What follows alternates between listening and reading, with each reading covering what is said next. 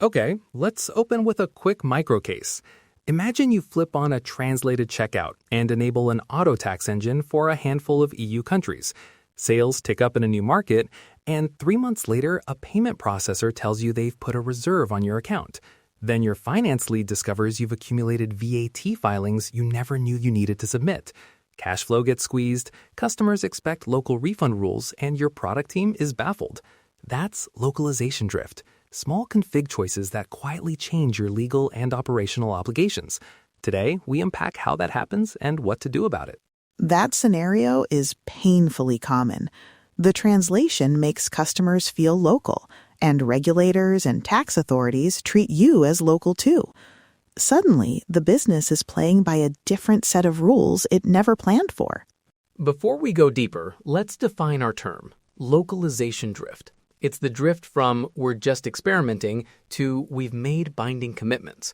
Because config flags, language triggers, rounding rules, or tax engines created expectations or filings you didn't intend. Quick, Jessica, what's the one plain English legal red flag founders should listen for first?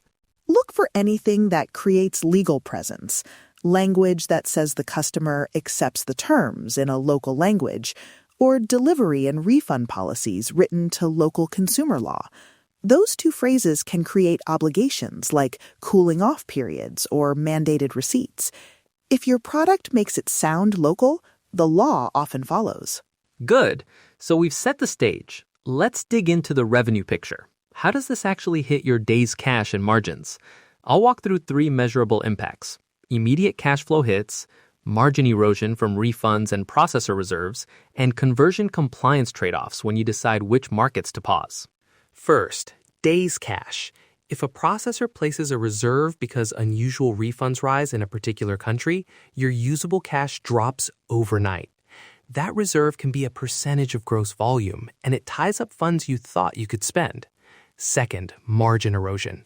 That, local taxes, and extra refunds can reduce your gross margin on sales in that market, sometimes turning promotional transactions into loses when you didn't plan for tax remittances or mandatory refunds. Third, conversion versus compliance. Adding language and local pricing can raise conversion, but if the legal footprint means you must register for VAT or local invoicing, each incremental dollar of revenue carries an administrative and filing cost. A quick heuristic: if the incremental lifetime value multiplied by margin doesn't cover estimated tax and compliance overhead, pause.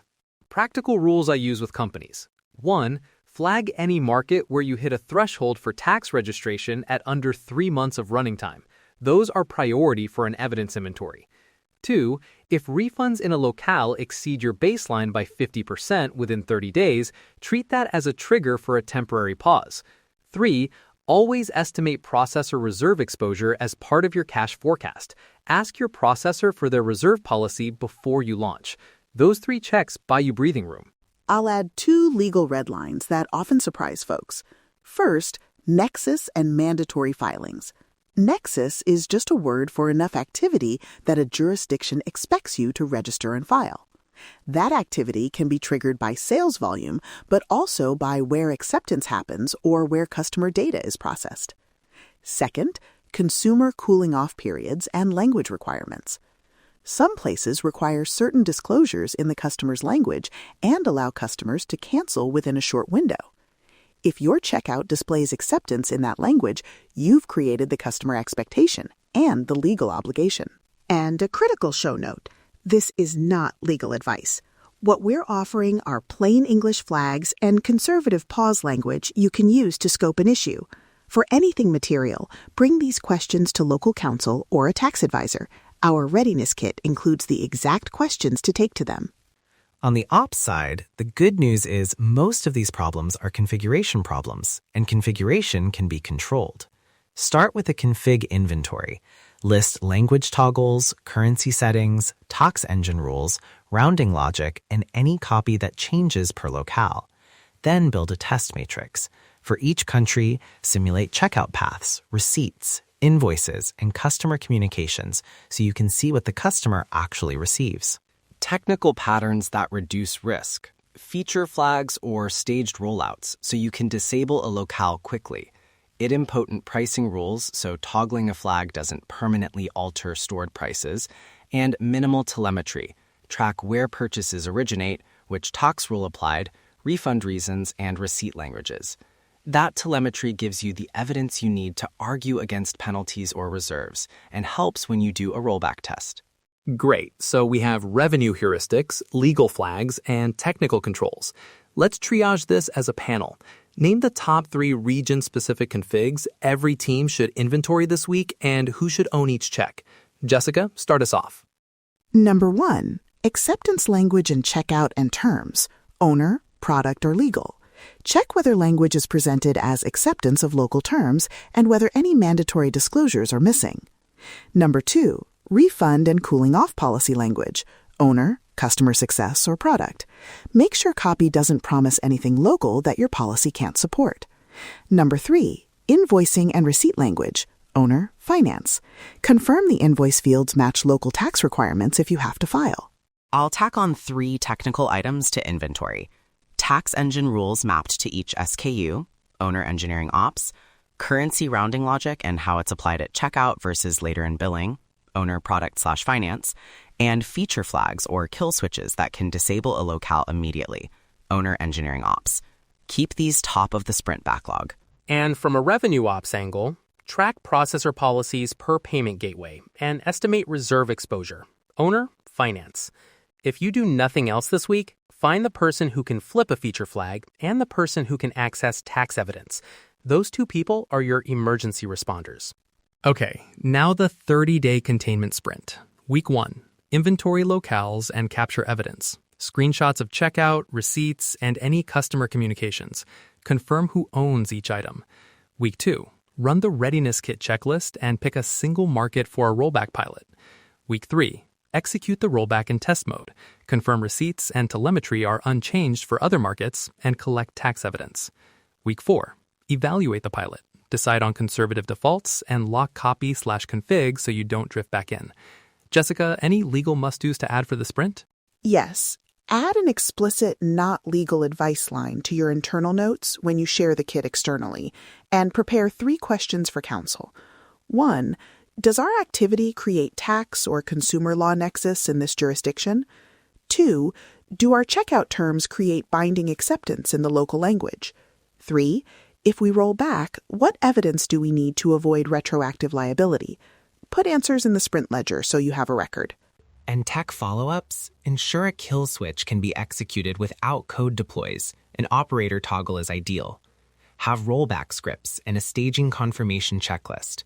Confirm test orders, receipts, tax calculation logs, and processor responses. If anything in staging is off, don't push to production. Before we wrap, 3 rapid scenarios you can mentally file away. First, currency rounding. Tiny rounding differences in checkout versus settlement can generate micro refunds that spike refund rates and trigger processor reviews. Second, translated terms. If your translated terms say the customer agrees in the local language, you may have created local acceptance. This can mean cooling off windows or other consumer rights. Third, tax engines on subscription trials. If your tax engine's rule treats a trial as taxable in certain jurisdictions, you can accumulate unexpected tax obligations on tens of thousands of trials. For each scenario, the antidote is the same: inventory, evidence, and conservative defaults. If in doubt, display a localized language, but link to the main terms and avoid language that reads as explicit local acceptance until you've vetted it. And tech antidote, test modes and staged rollouts.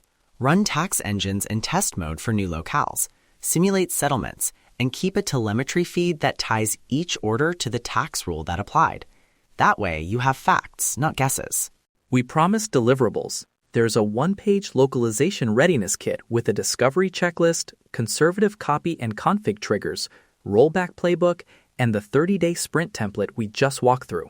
It's available at hiddenbusinessrisk.com.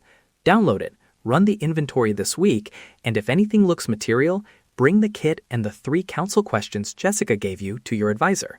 Final reminder, don't overcorrect and disable markets unless you've piloted a rollback. The risk is damaging momentum. Use the phased approach we outlined. One last quick point. document every decision and who signed off.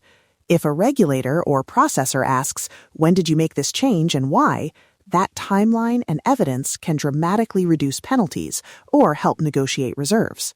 And label your telemetry so anyone can query it. Date, locale, SKU, tax rule applied, and receipt language. Make the data accessible to finance and legal. Don't silo it in engineering. All right, that's our playbook. Go to hiddenbusinessrisk.com to grab the Localization Readiness Kit and the 30-day containment sprint. Do the inventory this week. If you run a rollback pilot, collect the evidence, and when in doubt, pause, test, and consult counsel. Thanks, Jessica. Thanks, Eddie. This one sneaks up on teams, but it's fixable if you move fast and methodically.